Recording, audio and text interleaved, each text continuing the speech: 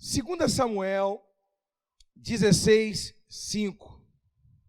O título é Não abandone o lugar do propósito. Não abandone o lugar do propósito. Eu vou acompanhar aqui, que fica melhor para mim. Tu viu que na Bíblia eu estou enxergando mal? Esse óculos aqui é aquele que tem vários focos.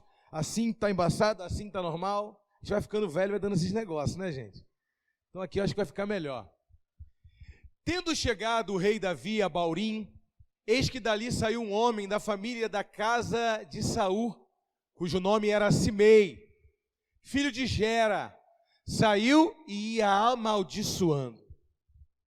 Atirava pedra contra Davi e contra todos os seus servos, ainda que todo o povo e todos os valentes estavam à direita e à esquerda do rei. Amaldiçoando, dizia Simei: fora daqui, fora homem de sangue, homem de Belial. E o Senhor te deu agora a paga de todo o sangue da casa de Saul, cujo rei usurpaste. O Senhor já o entregou nas mãos de teu filho Absalão. Eis-te agora na tua desgraça, porque és homem de sangue. Então Abisai, filho de Zeruia, disse ao rei: por que amaldiçoaria este cão morto ao rei, meu senhor? Deixa-me passar e lhe tirarei a cabeça. Respondeu o rei: o que tenho eu convosco, filhos de Zeruia? Ora, deixa-o amaldiçoar, pois se o Senhor lhe disse: amaldiçoa Davi, quem diria: por que assim fizeste? Disse mais Davi a Abisai e a todos os seus servos: eis que o meu próprio filho procura tirar minha vida, quanto mais ainda esse benjamita. Deixai-o, que amaldiçoe, pois o Senhor lhe ordenou. Meu Deus, estava 2-0 o Fluminense no Vasco. Será que meteu outro? Se fogos aí? Vamos voltar. Talvez o Senhor olhará para a minha aflição e o Senhor me pagará com bem a sua maldição neste dia. Amém? Glória a Deus. Estou ficando preocupado, hein? É o quarto? O quinto? Terminou quanto, Jacques? Você que é fã do Fluminense. 5. Amém. Deus perdoa esse massacre. Vamos lá. Gente, essa palavra é muito minuciosa. E ela fala de um momento crítico na vida de Davi. Primeiro eu vou falar de alguns erros que Davi cometeu, mas eu não quero focar no erro de Davi, eu quero focar nos acertos de Davi. Mas para você ter uma base do que eu vou pregar hoje. Davi era um homem, era um guerreiro muito focado nos seus objetivos. Davi era um homem que sabia muito bem alcançar os seus ideais e aquilo que Deus colocava no seu coração. Só que Davi tinha uma visão tão ampla que ele não conseguia ver quem estava perto. Davi tinha que aprender a ter uma visão mais de perto das coisas, porque quando você tem uma visão, dá um passo para trás, você não vê só o que está na frente, mas você tem a visibilidade daquilo que também está ao seu redor. Davi era um excelente líder de nação, mas ele era um péssimo líder de família. O seu filho estava estuprando a sua filha debaixo do seu teto, e ele só ficou sabendo disso pela boca de outra pessoa. Davi era um camarada que teve muitas conquistas, mas acabou sendo aconselhado por um ímpio. Por isso, quando ele escreve o Salmo de número 1, ele diz assim: bem-aventurado o homem que teme ao Senhor e não anda no caminho, no conselho do ímpio. Antes, o seu prazer está na palavra de Deus, e nela ele medita dia e noite. É como árvore plantada na beira de águas correntes, na beira de rios, que dá o seu fruto no tempo certo, e as suas folhas nunca murcham. Ele entende o seguinte: vou me apoiar no que Deus tem para mim, do que andar no conselho do ímpio. Por quê? Porque ele aprendeu a lição. Davi era um homem de conquista porque ele estava no centro do propósito. Davi era um homem de conquista porque ele estava batalhando e conquistando aquilo que Deus colocou no seu coração. Mas um dia entrou uma vaidade no coração dele, quando o próprio Joabe, que era um general valente, porém era ímpio, Joabe era um homem que não temia a Deus de maneira alguma. É aquele cara que frequenta a igreja, mas não se converte nunca. Mas muitas das vezes aquele homem, ele te confronta porque ele é mais fiel dentro da igreja em muitas coisas do que o crente. Joabe é mais ou menos esse camarada, que ele não se converte de vez, mas tu precisa dele. Faz uma mudança ali para mim, ele pega o carro dele, a Kombi dele, ele vai lá e faz. Tu faz isso para mim, ele faz. E aí tu pega um crente que é fiel dentro da igreja e tu fala, faz isso aqui pra gente. Ele, pastor, estou sem tempo. Então o Joabe era um cara que não se convertia, mas ele fazia o que o crente não fazia. Quem está entendendo? E aí um dia Joabe olha para Davi e diz assim, Senhor meu rei, o Senhor tem um nome. O Senhor não é qualquer um. O Senhor conquistou um status. Para que sair para a guerra? Porque se hoje morre um soldado, morre somente um soldado. Mas se o Senhor sair da condição de rei e for batalhar como um soldado, como o Senhor fazia antigamente, e se o Senhor morrer, vai morrer Davi, não vai morrer um soldado. Então ele ouviu Joabe e ficou no palácio. Aí o texto começa assim, gente. O texto bíblico diz assim, na primavera, época em que os reis saíam para a guerra, Davi ficou no palácio. Olha só que tremendo. Na primavera, estação em que os reis saíam para a guerra. Por que os reis saíam para a guerra? Porque era um lugar, era uma época que não tinha frio, o frio não maltratava, tinha colheita, era uma época boa de guerrear. Então, o povo saía para guerrear no campo do inimigo, em vez de esperar o inimigo pleitear com eles no seu campo. Então todos os reis saíam para a guerra nessa época para lutar em lugares neutros e ninguém perdeu seu território. Então Joabe convenceu Davi a ficar ali e dizer, você não vai, você é o cara, você hoje tem um nome, eles vão querer te matar de qualquer jeito, fica aí. E ele ficou. O que aconteceu com um pastor que saiu do propósito? O pastor Davi, porque ele era um pastor, antes de guerreiro ele era pastor, ele é um pastor guerreiro. Ele acordou de madrugada. Apóstolo, Davi acordou de madrugada? Tu conhece alguém que acorda de madrugada sem sono? Ninguém acorda de madrugada sem sono. Não existe ninguém na face da terra que acorda de madrugada sem sono. Que é isso, apóstolo? O meu tio, fulano de tal, ele acorda de madrugada. Só se ele passou o dia inteiro dormindo, aí ele acorda de madrugada sem sono. Se ele tira um cochilo depois do almoço, dorme a tarde toda, ele vai acordar de madrugada sem sono. Se ele trabalhar o dia inteiro e for dormir meia-noite, duvido que ele vai acordar de madrugada sem sono. Então significa que Davi estava dormindo quando era para estar acordado e acordado quando era para estar dormindo. Olha como o homem perde o propósito. E aí Davi olha pela janela, a Bíblia diz que ele olha pela janela, a palavra janela em inglês é Windows, ou seja, ele acorda de madrugada e vai mexer no celular. E aí quando ele vai mexer no celular, ele acorda. Quem já acordou de madrugada aqui? E aí Deus te acordou para orar, e em vez de você não entender o que Deus te acordou para orar, gente, perdi o sono. Aí começa a descer o scroll do Instagram. Batseba. Nossa, Batseba é boa. Aí olha para o lado para ver se a esposa está dormindo. Aí Deus diz, eu te acordei para orar. Não foi para olhar pelo Windows, pela janela. Você não entendeu, mas é automático, né? Aqui, ó, acorda, ó, sinônimo de acordar. Já acorda caçando o celular para ver. Não entendo. Quem está ligado? Olha para o teu irmão e diga assim, Deus está falando. Davi abriu o WhatsApp em vez de orar. Acordou de madrugada e viu Batseba. Aí que entra o problema dele. Primeiro, era para estar guerreando, ficou no palácio. Era para estar dormindo, descansando, para resolver os problemas do reino durante o dia, ficou acordado. Em vez de orar de madrugada e buscar o Senhor, escrever um salmo igual ele fez, foi entrar no Instagram. Aí ele olhou pela janela, pelo Windows, viu Batseba. A culpa só saiu em Davi, porque quem era responsável de andar em santidade era Davi. Batseba estava lá tomando banho. Agora, me responde uma coisa. Se tu sabe que do lado da tua casa tem uma cobertura, que existe a possibilidade de algum homem te ver tomando banho pelado no banheiro, tu não colocaria um paninho, alguma coisa para tampar? Então significa que ela também queria mostrar. Enquanto estiver querendo alguém vendo, sempre vai ter alguém para mostrar. E aí, segundo erro, em vez de orar e ler a Bíblia, foi olhar pela janela. Segundo erro, aí que entra a maior desgraça da vida do homem. Porque o nome Batseba, Bat é filha em aramaico.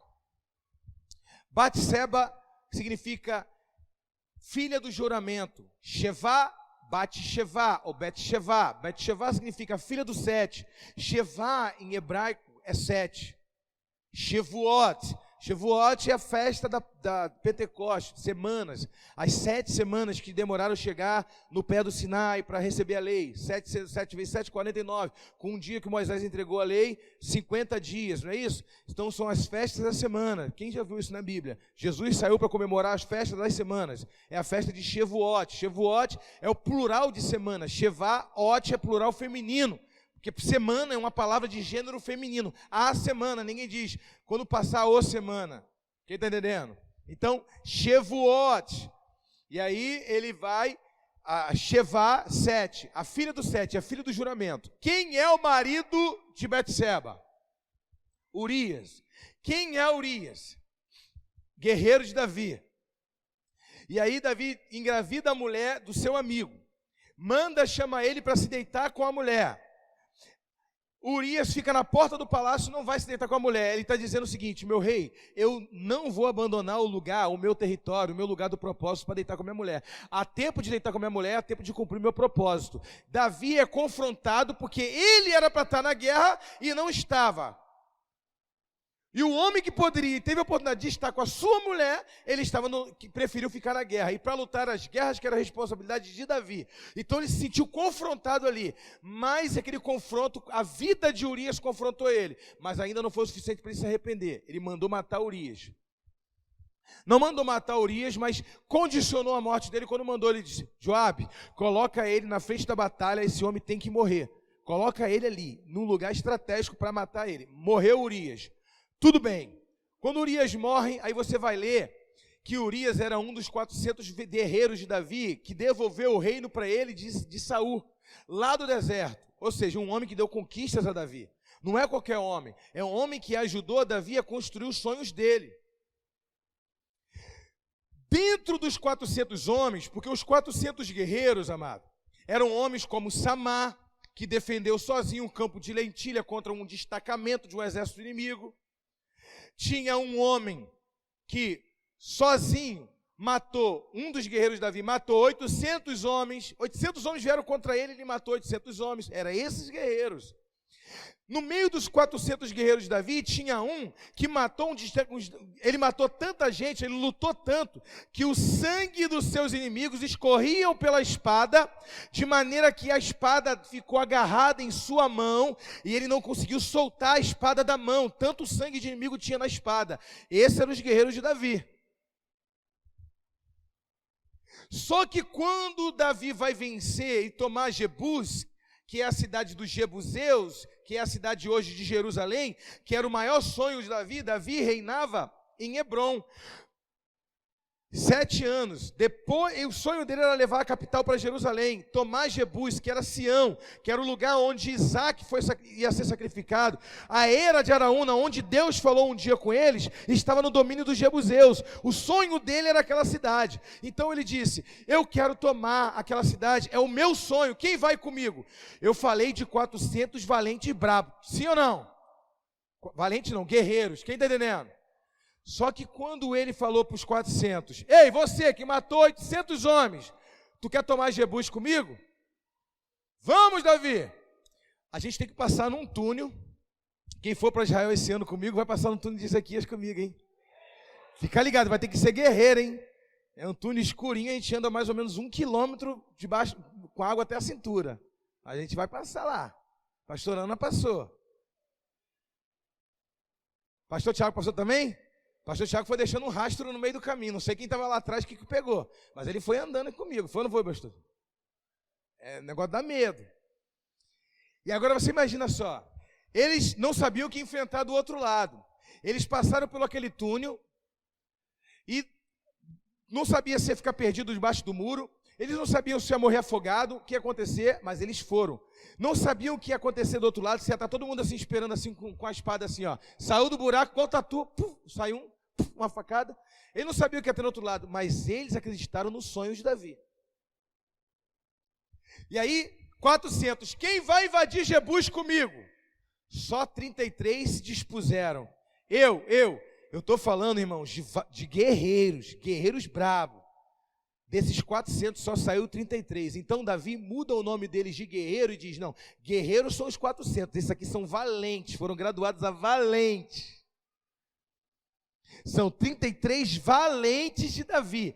Desses 33 valentes de Davi, quem está ligado na palavra? Urias está na lista dos valentes. Urias está na lista do homem, na lista da maior conquista da vida de Davi. Então não é só o fato de Betseba já ser a filha de um juramento, uma mulher jurada por alguém. Para piorar a situação de Davi, o pai de Betseba também era um dos 33 valentes de Davi. Ele desonrou Urias e desonrou também o pai dela.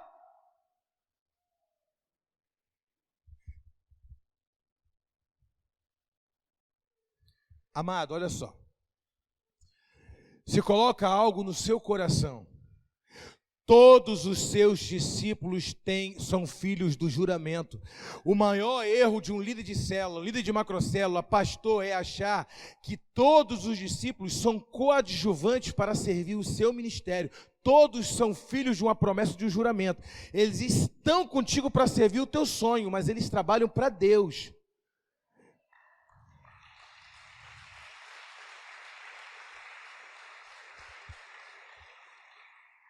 Então Davi teve um relacionamento abusivo com Urias. O fato de Urias servir ele não significa que ele tinha direito de se apossar da vida de Urias. E aí começa o que aconteceu com Davi. O julgamento vem sobre Davi, a espada vem sobre a casa de Davi, o seu filho que ele mais amava começou a perseguir ele, expulsou ele do seu reino. Desculpa, filho, desculpa, tá? Não precisa nem secar, só pegar água mesmo. Água é... Não, rapidinho. Só pegar água lá. Pode ficar tranquilo.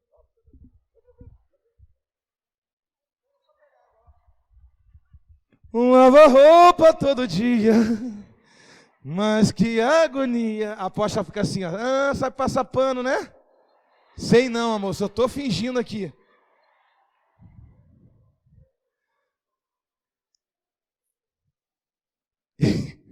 E aí, vamos lá.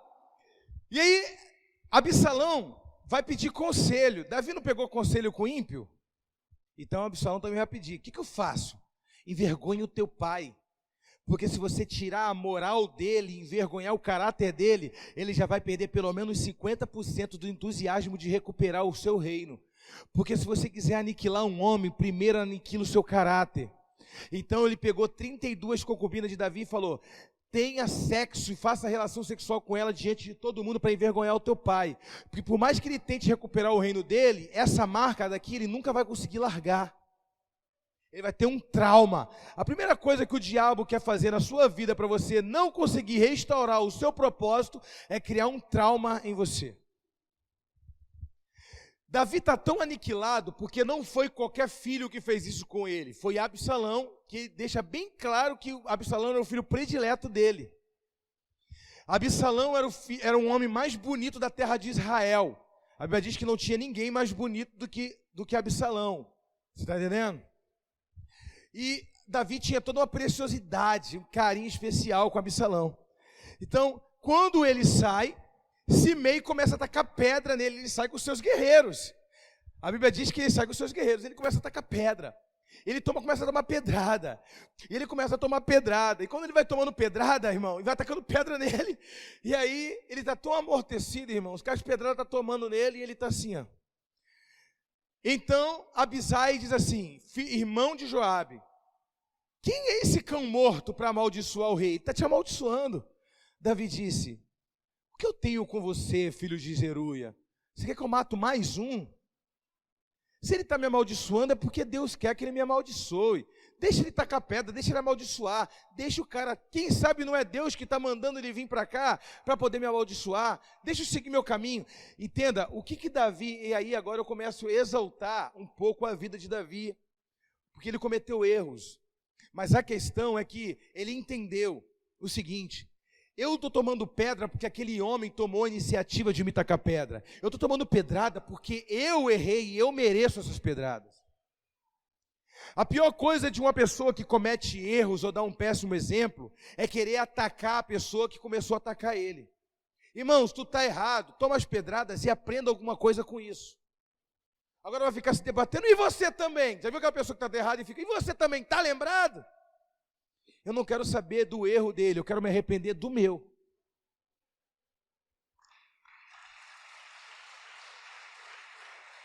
Eu quero me arrepender do meu, porque eu sei o que Deus prometeu para mim. O que Deus prometeu para ele eu não sei, mas se eu me arrepender do meu erro, quem sabe Deus tem misericórdia e não restaura o meu ministério. Deus não tem misericórdia e não restaura a minha vida financeira, não restaura o meu casamento. Mas uma pessoa que tem uma reação, esboça uma reação de um falso arrependimento, ele diz que está arrependido, mas quando alguém ataca ele, mexe na ferida dele, ele começa a atacar todo mundo. Na verdade, ele não está arrependido, porque uma pessoa, o primeiro sinal de arrependimento é a aniquilação do seu próprio caráter, diante de Deus e diante dos homens. Vou falar o quê, cara? O cara está certo, eu errei, eu estou todo errado, deixa quieto. E aí Davi sai. Quem está ligado? Olha para o teu irmão e diga assim, cuidado. E sabe o que é o mais tremendo, irmãos? Que Davi, quando sai, os seus valentes saem com ele. E os valentes tomam pedrada junto com ele, sabe? Quando um pastor erra, a equipe toma pedrada junto com ele também. Porque quando o pastor erra, o discípulo sai na rua. Tu é da igreja daquele pastor que adulterou? Tu é da igreja daquele pastor que foi preso lá com droga? A equipe apanha junto, porque você passa a vida toda defendendo aquela bandeira, aquela igreja, a índole e o caráter do teu pastor. E quando ele cai, você toma pedrada junto com ele. Quem está ligado? Olha para o teu irmão e diga assim, fica tranquilo. Deus tem mais coisa para falar com você. Vamos lá? Então,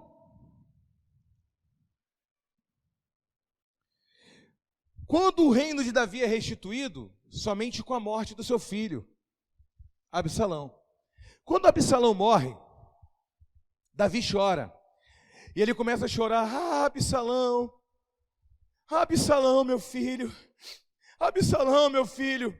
Joabe olha para ele e diz assim, vai lá honrar os homens que mataram o seu filho. E como é que eu vou fazer isso? Vai lá e honra os homens que mataram o seu filho, porque a tua família é aquele que cumpre o propósito de Deus. Teu pai, tua mãe, teus irmãos é aqueles que caminham no mesmo propósito que você. O teu filho de sangue estava te matando, mas aqueles homens que não são nada teu deram a vida para matar o teu filho que estava tentando te matar. E aí ele entendeu nesse momento que ele tinha que tomar um posicionamento. É duro, não é? Mas sabe qual é a diferença, irmãos? Ele era um homem. E o filho dele tinha morrido. O povo estava celebrando que tinham matado o filho dele. Imagina o cara ter que ser. O cara não vai celebrar a morte do filho dele. Mas ele teve que ir lá honrar aquele povo que fez isso. E devolveu o reino para ele. Então ele foi lá, levantou a cabeça e honrou. Só que olha que tremendo. A Bíblia diz que Jó levantava de madrugada todos os dias e oferecia sacrifício pelos seus filhos, que talvez pudesse ter pecado. E quando os filhos de Jó morreram, e Jó recebeu a notícia que os filhos dele tinham morrido, Jó disse, o Senhor me deu, o Senhor tomou, bendito seja o nome do Senhor.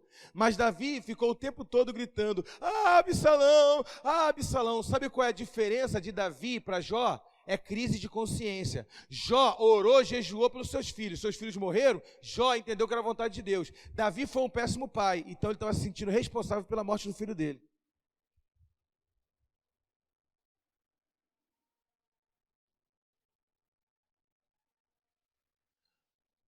Ele está se sentindo responsável, por quê? Porque ele sabia muito bem que ele poderia ter muito mais governo da casa dele do que governo do reino, porque o reino era de Deus. Agora a casa dele, quem tinha que governar era ele. entrou crise de consciência. Quem está ligado? Um homem precisa entender, os soldados de Davi estavam servindo Davi com a sua vida, porque eles entenderam um propósito. Eu não trabalho para Davi, e nem trabalho para o apóstolo Davi, eu não trabalho para o bispo Júlio, eu não trabalho, o ovelha tem que entender, eu trabalho para Deus. Mas dentro do meu propósito, da minha existência, está incluído eu servir aquele homem antes de eu ter alguém para me servir. É assim que funciona. Deixa eu explicar para vocês. Um dia José sonhou, sonhador. O cara sonhou que ia governar, que até o pai e a mãe dele iam se dobrar diante dele. E então, sonhou, passou 13 anos no calabouço, depois de 13 anos ele saiu. Ele interpretou sonho de pessoas no calabouço, do copeiro, do padeiro e tudo mais. Ele foi excelente. Talvez ele ficou se perguntando, por que eu estou fazendo nesse calabouço 13 anos? Por que a promessa parece que não se cumpre? Por que as coisas são difíceis para mim? Por que eu estou passando isso com meu pai, com meus irmãos? Por que eu estou vivendo isso e Deus prometeu para mim que eu seria isso ou aquilo? Então um belo dia chamam ele, José, e colocam ele diante de Faraó. Faraó conta-lhe o sonho, que envolvia toda a terra, ele dá a interpretação e começa a servir a Faraó. Então entenda o seguinte, o que José entendeu com isso? José entendeu que antes dele viver o que Deus colocou no coração dele, ele tinha que passar um tempo servindo outro sonhador. Um sonhador, ele tem que aprender a servir outro sonhador. Porque mesmo se você seja um sonhador e você servir alguém que não sonha, o teu sonho vai morrer junto com a pessoa que você serve. Porque sonhador, ele anda com sonhador. Um sonhador, ele vai te ajudar a criar hábitos que vai te levar a viver os teus sonhos, porque hábitos são maiores do que sonhos.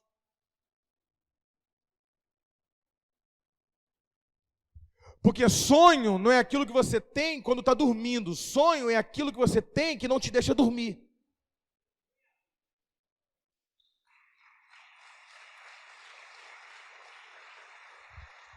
E aí você quer muitas coisas, aí você caminha com um homem que diz, você quer muitas coisas e você não conquista nada.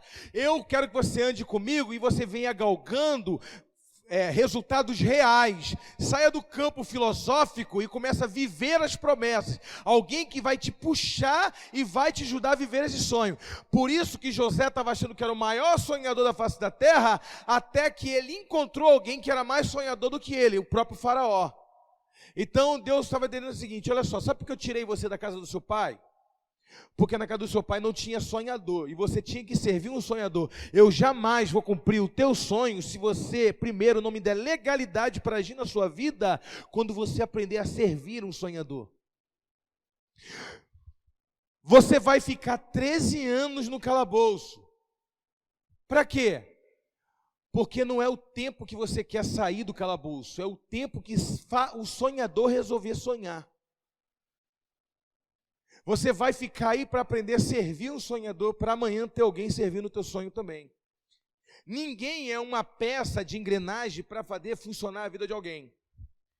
Eu não acredito na possibilidade de, antes da criação do mundo, Deus pega o Islã, a Luciane, e fala assim, antes da criação do mundo, antes de todas as coisas existirem, Deus pensou neles. Efésios capítulo 1, versículo 3. Porque Deus nos projetou nele antes da criação do mundo para ser santo e perfeito e irrepreensível em sua presença. Somente para servir o meu ministério. Então você é uma peça de engrenagem para construir um ministério com uma promessa que Deus tem para mim. Então, você é só uma engrenagem. Se você sair daqui e for para outra igreja, eu arrumo uma outra peça, vou ali no Fuscão branco, ou Fuscão preto, não sei, de Nova Iguaçu, compro outra peça, coloco no lugar e a engrenagem vai continuar funcionando, porque o meu ministério vai continuar, você ficando aqui ou não.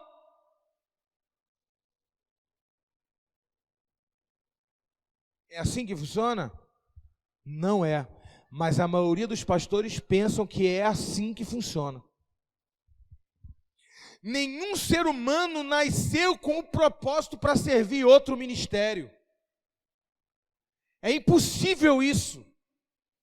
Um ser humano, ele nasceu para servir o teu ministério, não porque ele nasceu para servir o teu ministério, mas porque o teu ministério vai ser uma plataforma de treinamento para ele exercer o dele. Enquanto ele está servindo no meu ministério, ele está servindo um sonhador e ganhando legalidade espiritual para quando ele tiver o seu ministério, Deus levantar um outro sonhador também para servir o seu ministério. Meu Deus, eu estou com problema com essa água. Daqui a pouco começar a cantar aquela música assim, ó, eu quero tomar água para beber, ele quer te dar água. Eu vou cantar isso aí, irmão, porque tá ruim, por isso não está conseguindo me dar água, não. Agora você imagina, quem está ligado na palavra? Então, Deus, ele coloca pessoas preciosas para caminhar conosco. Pessoas que estão dando a vida. Eles não atravessaram o túnel para lutar com os jebuseus, mas eles saíram do sofá do conforto da casa deles para ir consolidar. Eles não saíram, não atravessaram um túnel para lutar contra um jebuseu, mas ele, apesar do seu desemprego ou da doença de um filho, ainda assim está indo evangelizar. Ou está vindo limpar a igreja. Ou está vindo fazer alguma coisa aqui, servindo uma água. Se eu derramar mais um copo desse,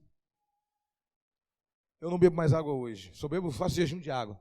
Pode trazer mais um pouco. Não precisa de secar aqui não, deixa aqui. Isso aqui está refrescando o ambiente. Não, tá bom. Quem está ligado comigo? Quem está recebendo, diga amém. Irmão, Simei chama Davi de filho de Belial. Irmãos, olha só. Quem aqui, já discutindo com alguém, você gritou com a pessoa? Nossa, tá com a aposta está filosófica, circunciso. Palavrão de crente é assim. Agora você imagina comigo. Tu já discutiu com alguém que a pessoa está calado? Quem aqui já discutiu com alguém que a pessoa está calado? Não dá vontade de ofender mais? Só para ver se a pessoa fala alguma coisa? Quando a outra pessoa fica quieta, a agressividade do outro aumenta.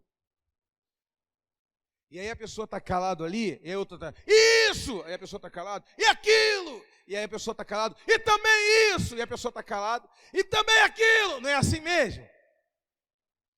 Simei ele começou a amaldiçoar. Davi não respondeu, ele tacou pedra. Davi não respondeu, ele disse, filho de Belial. Sabe o que é filho de Belial, irmão? Só teve duas pessoas na Bíblia que foi chamado de filho de Belial. Davi e os camaradas que mataram Nabote. A palavra Belial significa filho do pecado, uma pessoa irreconciliável. Então ele ofende Davi com a pior das ofensas. Ele diz, agora ele vai se irritar comigo. Ô filho de Belial! Aí Davi só olha. A hora que Abisai tenta, vamos fazer alguma coisa? Que isso, não acreditam mais em mim não. Também eu estou falando de arrependimento, eu cometi 2 erros aqui, não me arrependi. Também, irmão, vou beber essa água toda, se eu entornar, vou entornar vazia a caneca.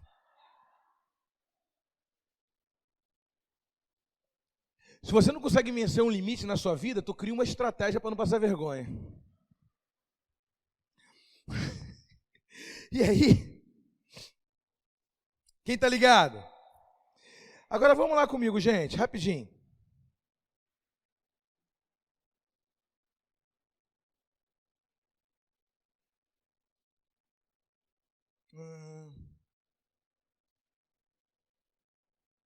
Primeira Reis,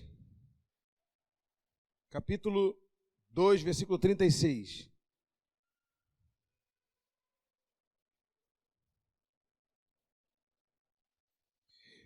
Aprenda o seguinte,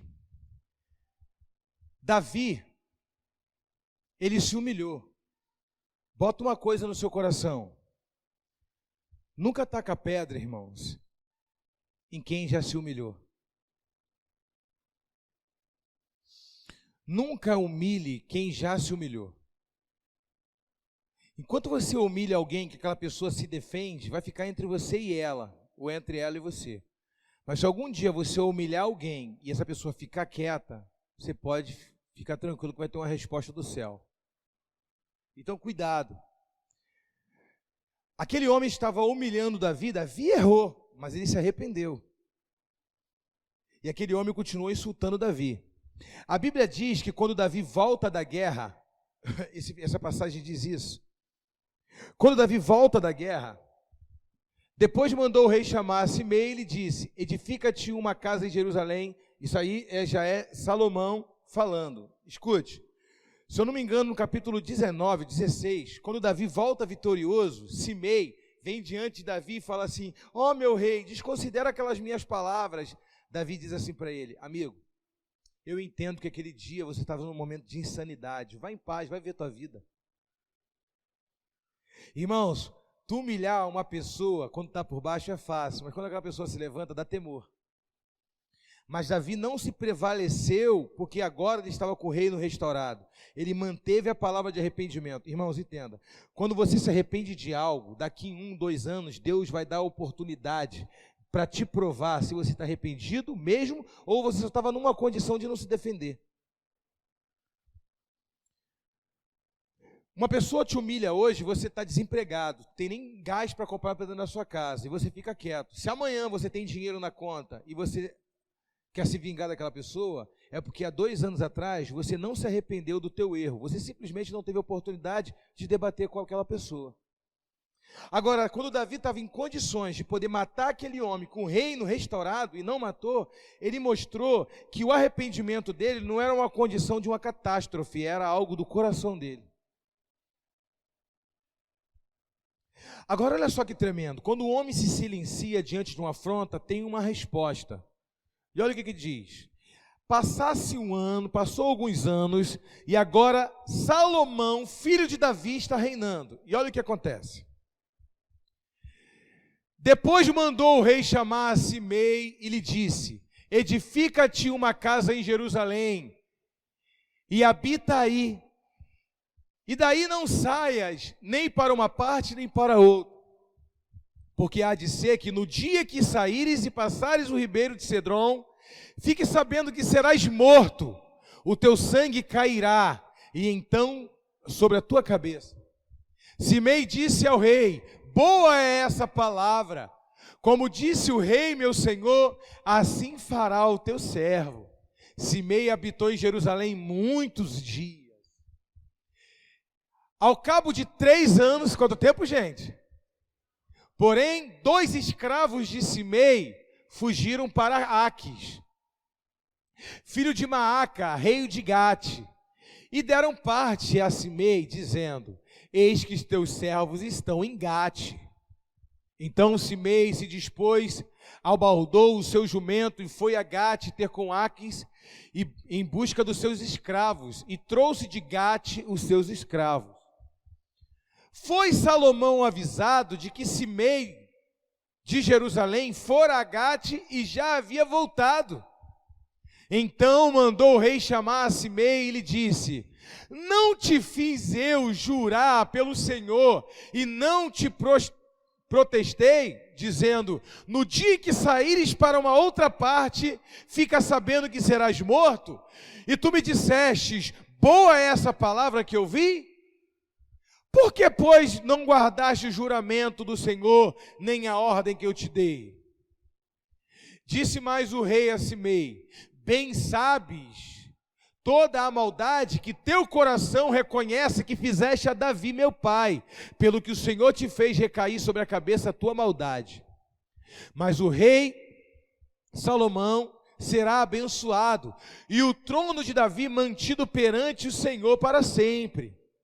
O rei deu ordem a Benaia, filho de Joiada, o qual saiu e arremeteu contra ele, de sorte que morreu. Assim firmou o reino sob o domínio de Salomão. Irmãos, entenda, Davi não fez nada porque se arrependeu, mas Salomão saiu junto com Davi, e Salomão só observou tudo. Salomão guardou no coração dele aquela estrutura, e no tempo certo Salomão não matou ele quando o rei mas quis mostrar para ele o seguinte: você tacou pedra no meu pai quando meu pai errou. Agora, para você tacar pedra em alguém, você tem que ser alguém irrepreensível. Eu vou fazer o seguinte com você: você não vai sair de Jerusalém para lugar nenhum, porque no dia que meu pai, saiu do território que ele estava ocupando, você tacou pedra nele. Para você tacar pedra em alguém, você tem que ser melhor do que ele, e irrepreensível. Porém, agora eu vou te dar a oportunidade. Você não vai sair da cidade. E ele saiu. Quando ele saiu, Salomão matou ele. Sabe por quê, irmãos? Tem uma passagem na Bíblia que Jesus teve a oportunidade de tacar pedra numa mulher que adulterou e não tacou. E Jesus disse: aquele que não tem pecado, que atire a primeira pedra. Só que Jesus poderia ter apedrejado, porque se ele não tem pecado, ele poderia ter tacado pedra naquela mulher. Mas ele, que era o único ali que tinha direito de tacar pedra, ele resolveu perdoar. Então é como se ele estivesse dizendo: qual é a autonomia que você... Quem te deu essa autonomia para tacar pedra no meu pai? Só porque ele errou. Quem é você para tacar pedra em alguém? Mas eu quero dizer uma coisa para você. Você tacou pedra nele. Eu não vou te matar não, porque o meu pai te perdoou. Mas eu vou te dar a oportunidade de ser irrepreensível. Porque se você errar, eu vou mandar matar você. Sabe por quê, irmãos? Todo mundo que cobra de nós algo, quando tem a oportunidade de fazer o que nós fazemos, cometem erros piores do que a gente.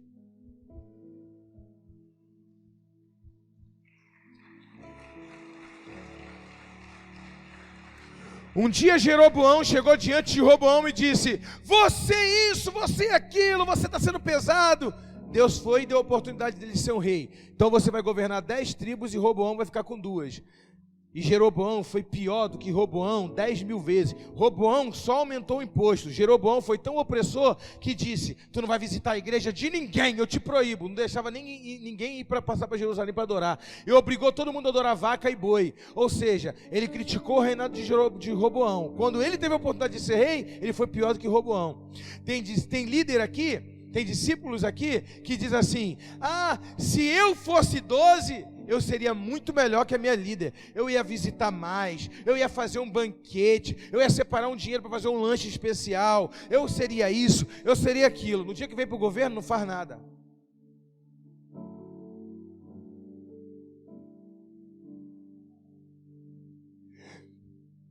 Se eu fosse o apóstolo, eu pregaria com muito mais eloquência. Eu usaria um vocabulário muito mais adequado e ajustável. Eu pregaria, por exemplo, por obséquio. Alguém poderia trazer um pouco de H2O para mim? Dessedentar o meu corpo, porque eu estou em estado de sudorese? Muito obrigado, príncipe principal dos serventes da casa do Senhor. O Pai lhe bendiga. Aí no dia que tem a oportunidade de ser um pastor e abre um ministério, só prega a alma, só a alma. Porque tem gente aqui, meu irmão, que isso, tem gente aquilo, que só falta dar o CPF de todo mundo ali, joga a letra para todo mundo, não tem palavra, é uma porcaria de pastor. Mas na teoria, irmão, todo mundo é pastor, e o melhor de todos. Mas quando vai ser, e ter a oportunidade de ser, é pior do que aquele que ele criticou. Nem assim? É assim. E aí ele tacou pedra. Tu tacou pedra? Então tu tem que ser melhor do que o meu pai. Eu não vou nem tirar a tua vida, porque minha vontade era te matar agora. Mas eu vou te dar a oportunidade de você ser melhor do que o meu pai. Já que tu tacou pedra nele, eu vou te dar a oportunidade. Se você sair do território, eu te mato. Boa essa palavra, Senhor, porque eu sou um homem muito bem discipulado, obediente, e para mim, habitar em Jerusalém, eu tenho tudo aqui. Para que eu vou sair? Boa essa palavra. Quando perdeu 3 escravos, foi lá. Boa essa palavra. O patrão falou: trabalha 2 horas hoje, que eu vou te dar 1 hora extra. Fulano, cadê você? Não veio para o culto por quê? Trabalhei até tarde.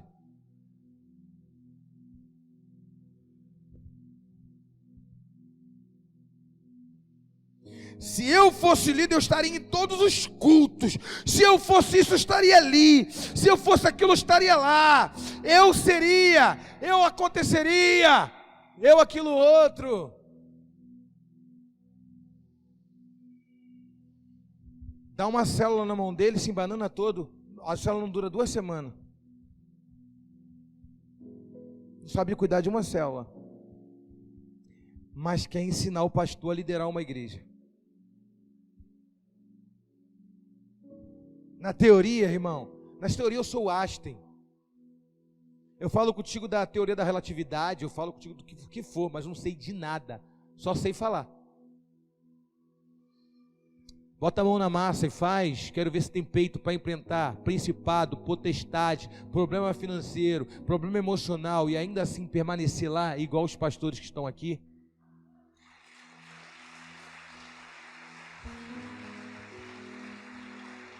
Se levanta em oração, daqui a pouco tem 3 invocações, 4 de satanista contra a sua vida, e você está acordando de madrugada com o pensamento, com vontade de desistir, tu vai para a palavra, tu vai jejuar, orar, permanece de pé. Daqui a pouco, quando tu se recupera de uma crise espiritual, é uma crise com o filho. Quando tu recupera de uma crise com o filho, é uma crise emocional. Daqui a pouco, quando tu vê, tu está doente, está com coronavírus, está com corona não sei o que, está com a metamorfose não sei daqui, da Omicron, 10, homem, sei mais o que. Aí tu tá com a praga lá, aí tu tá com tudo, tu se levanta, tu derruba, tu cai de novo, mas tu tá ali, irmão. Aí o cara na teoria, nossa, só porque pegou um Covidzinho 19, nem é 31, só porque tá não sentindo falta de ar, só porque não tá sentindo cheiro, só porque tá com o pulmão, nada a ver, ele fala com a boca, não fala com o pulmão. Muito frouxo esse pastor, dá uma dor de cabelo. Não deu célula essa semana não, fulano? Não, eu estava com dor de cabelo.